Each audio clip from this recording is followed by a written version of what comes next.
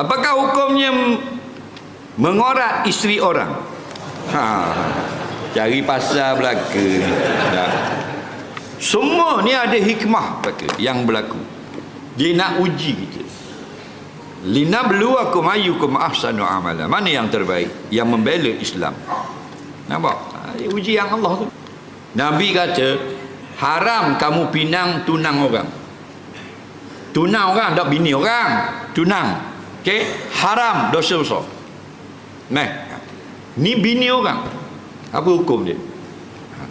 Kalau berkomunikasi itu lain. Kita jumpa bini orang, kita bercakap, tolong dek, saya nak tanya kereta awak ni nak begini nak tadi gesek begini, tu lain. Bini siapa pun kita boleh tanya. Faham? Ni mengorat ni lain, mengganggu bini orang. Kalau tak bini orang, anak dara boleh kita ganggu? Tak boleh. Tapi kalau mengorat ini maknanya mengajak berkahwin atau menggoda dia, hukumnya haram. Kenapa? Kita suka tak bini kita orang goda? Tak. Maka menyebabkan benda lagu ni, apa yang orang beriman tak suka, haram kita lakukan. Orang yang nak membenarkan tak ada pelik. Kerana mereka ini terbagi dua. Satu orang beriman, mereka benci kemungkaran. Satu lagi orang munafik, mereka suka kemungkaran. Jadi titik tolak ni daripada sini kita bagi sudah mu nak duduk golongan mana.